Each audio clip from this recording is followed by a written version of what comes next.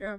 Have you ever, like, been to a concert and it's so loud that, like, the next day your ears are still ringing? Oh, yeah. It's like, whoa, Yeah, definitely. that's the power of sound, right? Right. But, like, there's so much more to it Right. than just how loud things are. Absolutely. So in this deep dive, we're going to unpack the science of sound and vibrations. Okay. And we're going to use this really cool science knowledge organizer as our guide. Nice. It's packed with like a ton of facts that will help you understand how sound actually like works. Right. From like the way instruments make music to like the reason why your neighbors get so annoyed when you crank up the bass. I think we've all been there. Yeah, for sure. It's pretty amazing how, like, we experience sound literally constantly, Right. but, like, we rarely actually stop to think about what it is, like, what's actually happening. Yeah. You know? And really it all boils down to physics. Okay. It's just the way energy moves and interacts with the world around us.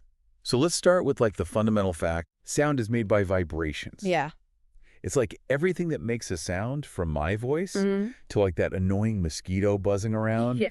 is causing something to like shake. Exactly. Oh, right. Absolutely. And those vibrations, they create, like, waves of energy, Okay. and they travel outwards. Outwards. Okay. Kind of like if you think about, like, dropping a pebble in a pond Yeah. and the ripples that spread out from that, Oh. that's kind of like how sound waves are working. I would say it's- And those waves are what we actually perceive as sound.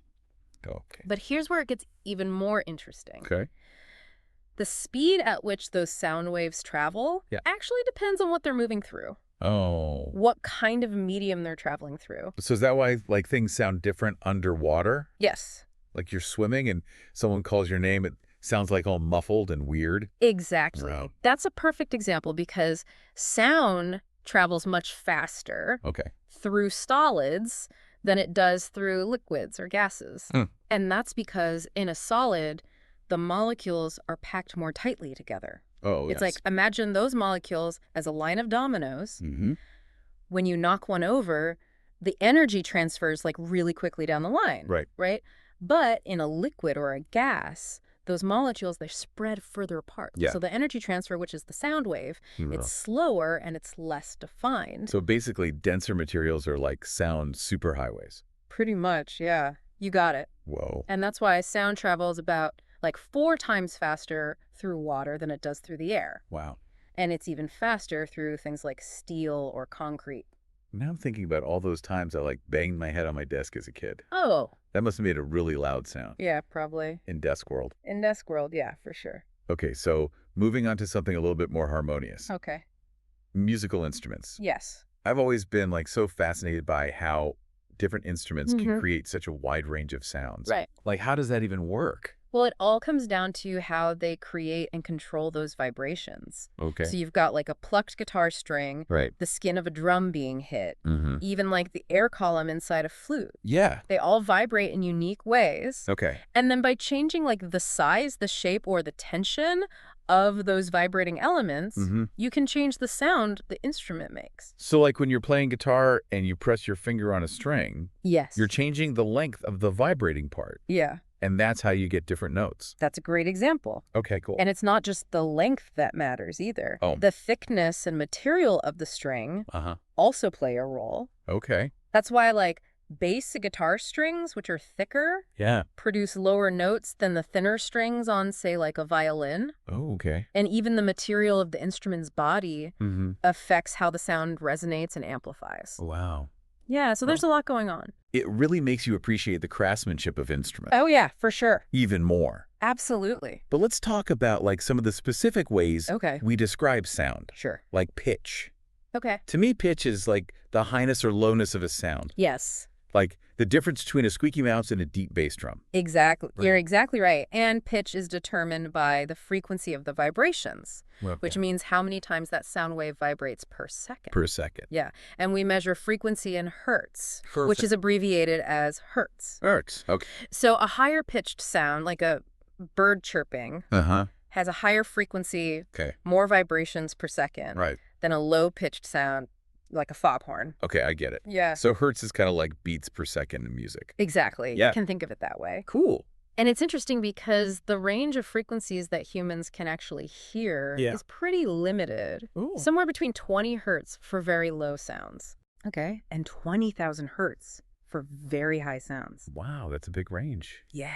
I've heard that as you get older, you'd like start to lose the ability to hear those higher frequencies. Yeah. Is that true? Unfortunately, that is true. Oh. It's a natural part of aging. Okay. But prolonged exposure to loud noises can definitely accelerate that hearing loss. Oh, no. Yeah, which brings us to another important aspect of sound. Okay. Volume. Right, volume. Yes. That's about like how loud or soft a sound is, which I guess depends on how strong those vibrations are. Exactly. Right. The stronger the vibration, the larger the sound wave it creates. Okay. And the louder the sound we perceive. So it's like a direct relationship. Yeah.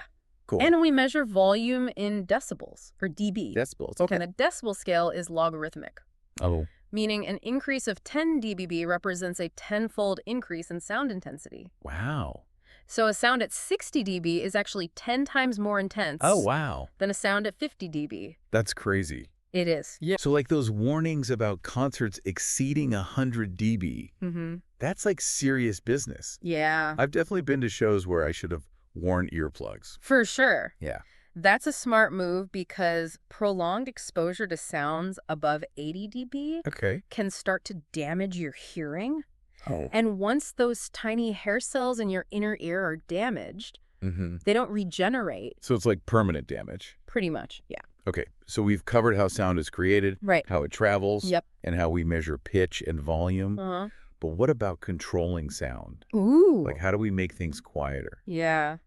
I'm thinking of those noise-canceling headphones everyone's wearing these days. Those are a great example of sound insulation. Oh, yeah. Insulation is all about using materials that absorb sound waves, preventing them from traveling further. Okay. So noise-canceling headphones, they use microphones to pick up external sounds. Right. And then they generate opposing sound waves.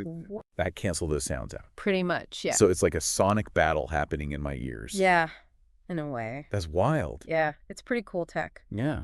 And we see sound insulation all around us, from the carpeting in a movie theater to the thick walls that separate apartments.